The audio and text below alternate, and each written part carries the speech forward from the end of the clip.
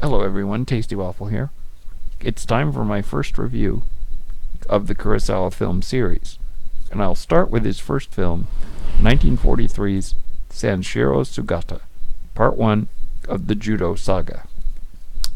I'm going to begin by saying that at the very beginning of this film, there is a bit of text that explains that the original version of the film was drastically cut down by the government without the approval of the director or the producers.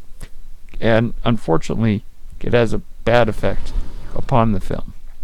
So let's begin with the plot. Okay, so the plot of Sanshiro Sugata is rather jumbled. What it really comes down to is Sugata, the main character, must compete in a martial arts tournament, and the winner will be able to train the local police in a particular martial arts style. That's sort of the basic plot, but unfortunately, the pacing of the film is very off, and everything happens all too quickly with the plot.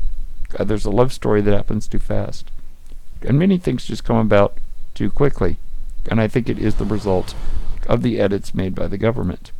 Now, I can only review what I saw, and therefore the plot was very flimsy in this film, unfortunately. Therefore, it gets a 2 out of 5. Okay, so the next thing we'll talk about are the characters. The characters in this film, sadly, are very unremarkable. The only character that really stayed out to me was Murai, played by Takashi Shimura. Takashi Shimura was an actor who appeared in 21 of the 30 films that Kurosawa made. So in almost every Kurosawa film, this man appears. Therefore, to me, he stood out. But everyone else just seemed like they weren't really that important. The acting was universally good, but unfortunately none of the characters were really that interesting. So I have to give the characters a 2 out of 5.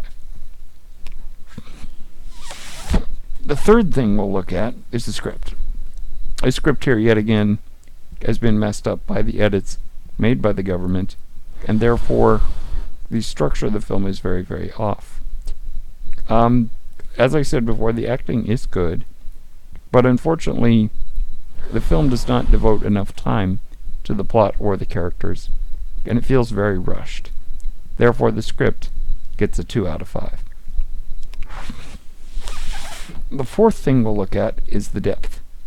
Unfortunately, there isn't a lot of depth here. The story of the film is that a young man named Sugata wants to become a great martial artist, and he comes under the employ of a judo teacher. Now, the judo teacher makes a few interesting statements about how judo isn't just about fighting, but about humanity and life. And those are very welcome to bringing a layer of depth. But unfortunately, the character development is non-existent in this film. There is a moment where Sugata changes, but it happens all too quickly. Therefore, the depth gets a 2 out of 5. The next thing we'll look at is the music. The music here is great. It's wonderful, and it really elevates the film. And it's memorable, too, which a lot of Kurosawa films had great music, but it wasn't very memorable. This music is, fortunately. So the music gets a 5 out of 5. The next thing we'll look at is the spectacle. Now, Kurosawa had yet to find his signature style when he made this film. But that in no way means that this film is not spectacular with the visuals. Now, obviously, Kurosawa didn't make special effects films, but what he was known for were the great camera shots, angles, and the great sense of movement.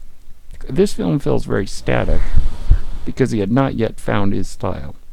But I cannot dock the film any points because it doesn't fit his regular style. What we do get are some great bits of camera work that just are very, very nice to look at. They may be a bit boring compared to his other films, but in no way does that mean they're not good. Therefore, the spectacle gets a 5 out of 5. When you total it all up, it comes to 18 out of 30. This is a film that I would say if you're interested in the early works of Kurosawa, check it out. But I'd say for the most part, it isn't very remarkable, and is probably not one that needs to be seen. But I was glad to see it, to see the evolution of Kurosawa as a director. So that's my review of Sanshiro Sugata. Stay tuned for my review of his next film, The Most Beautiful. Alright, thanks for watching. Bye.